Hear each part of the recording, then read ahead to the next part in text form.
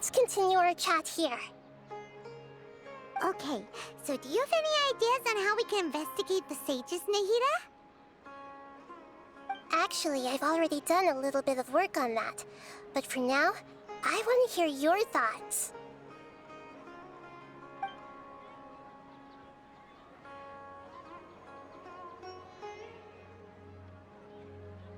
I've already tried that, but all the key members of the Academia, even the core 30 guards, intentionally avoid wearing their Akasha terminals. It seems that from the very beginning, they've been guarding against info leaks from the Akasha. Of course, it could also be because they're wary of me. Have you already caught the sage's attention? I'm guessing not yet, but distrusting me would make perfect sense if they've ever paid attention to the urban legends about me. In any case, I probably can't take over their minds directly.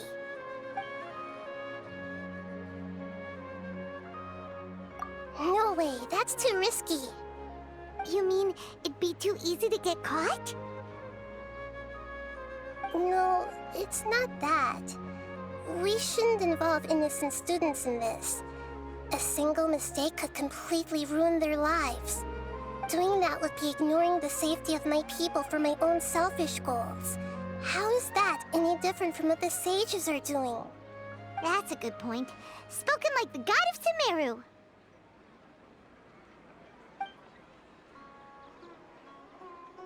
We're in the dark as of now.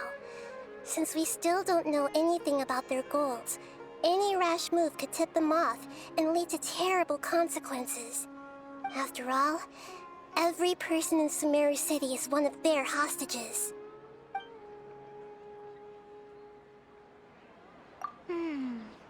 Are we really out of ideas? Nahida, you're super smart, so you already have something in mind, right? Don't keep us in suspense. Spill the beans already. According to a popular theory from the Vahumana Darshan of the Academia, rejecting impractical motions at the beginning of a planning session will give more weight to the actual proposal. Okay, but aren't you the god of wisdom? You don't have to use that kind of gimmick to make us take your ideas seriously. Well, I've been thinking that if I can't directly possess the leaders, and if I can't get ordinary people involved, then I should find someone who's already involved, but hasn't decided to side with the sages. You're saying we should recruit a spy? That does sound like it could work. Oh, before coming back, we met someone named Alhaitham.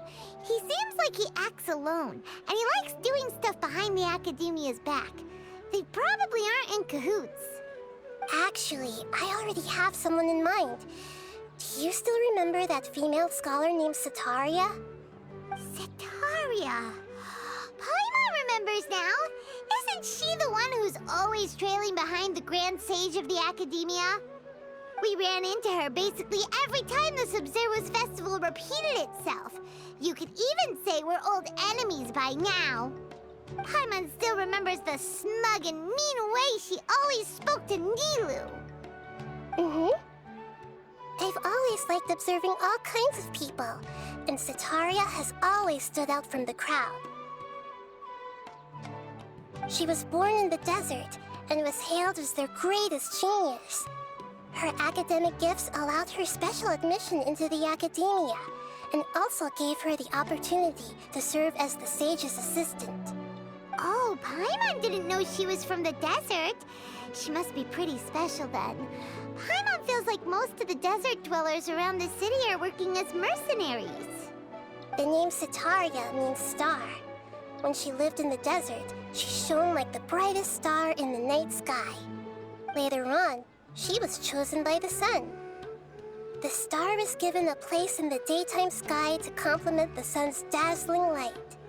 Soon after, the star witnessed the sun scorching the earth, which brought forth many disasters. The star began to waver. Instead of staying beside such a sun, wouldn't it be better to return and light up part of the night sky? But in the end, she couldn't give up the radiance of daytime. To cope with her shame, the star buried her guilt and closed her eyes. From the sound of it, Sataria's just hung up on the research opportunities here. But she doesn't really support the academia. She still feels guilty about not doing more for the desert, right? She's just running away from her problems. Indeed. When they are presented with complex moral issues, many people will simply plug their ears and go with the flow until the problem can't be fixed anymore. She's suppressing a lot of guilt, but before she realized it, she had already become the sage's accomplice. She can't deny her part in their schemes anymore. Right. We must somehow make her face her problems again. That way, not only can we get useful intel from her, but she can also use it as an opportunity to redeem herself.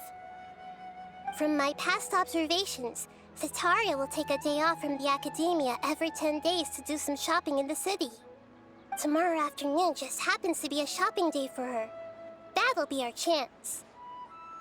To prepare, let's go check out some of her favorite spots and have a quick chat with a few of the vendors there.